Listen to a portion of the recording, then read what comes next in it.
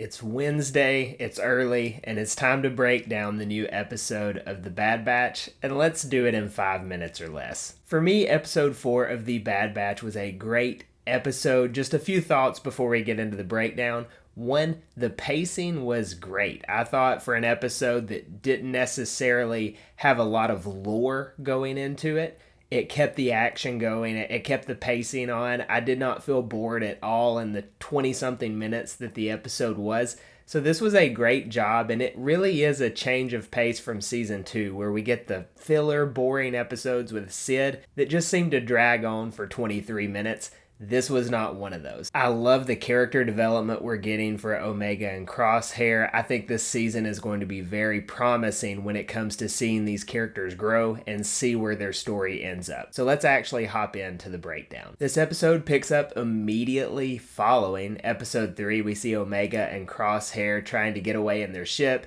It's damaged, they're having issues, so they have to make a pit stop to try to get a new ship on this planet that just so happens to be under Imperial control. There are imps everywhere. We also cut back to Tantus pretty early, and we see Hemlock talking with Nala Se, and we do learn that Omega's blood does work for the M transfer. So I wasn't sure if she was force sensitive or not. It's the fact that her blood has the capabilities to have midichlorians added to it. So that's what we're going for here. This is all gearing towards Palpatine having a clone body. But back to Omega and Crosshair. They're on this planet and they need to escape. Crosshair, being the clone that he is, trained for battle, he thinks he can just shoot his way out of this, steal a ship, they can be gone. Omega would like to try not to hurt anyone. We really see that in her character. She would prefer not to fight if she does not have to. So they try to bribe their way onto a ship. That doesn't work because they need like 30,000 credits. So then she decides she's going to hustle some gamblers at a bar. Works out pretty well for her. She gets like 45,000 credits because she ends up having to gamble against an Imperial officer as well. But being a corrupt Imperial, gambling is illegal. So as soon as he loses, he charges her 10,000 credits and they're on their way. But the dog Betcha ends up getting stolen by the imps. So instead of Omega and Crosshair making an escape, they naturally have to go back to get the dog.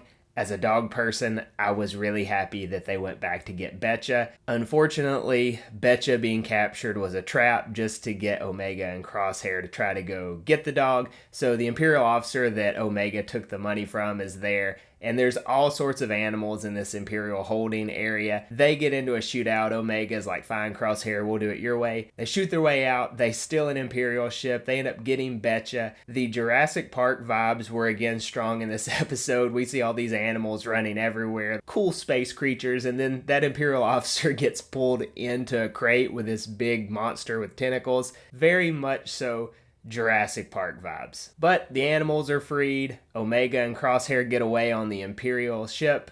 I believe it's just a cargo ship. It's not like a warship or anything, but they get away on that. They set a rendezvous point to meet with Hunter and Wrecker. At the same time, we see Hemlock showing up at the crash site for Omega and Crosshair's initial ship, and he makes the statement to notify all of their operatives to be on the lookout. Now, my first thought is this may be where we start to get some bounty hunters showing up. Maybe that's the Imperial operatives that he's referring to. One can hope. I'm hoping we see all the bounty hunters. But the episode closes out on a happy note. Omega finally gets reunited with Wrecker and Hunter. It's a great scene, but also we see them reuniting with Crosshair, but the episode cuts to black before we see how they respond. I'm interested to see next week how that reunion goes. Probably going to be some hard feelings, but at the same time, he helped Omega escape. He's kind of on their side now. So I'm thinking they are going to welcome him back, but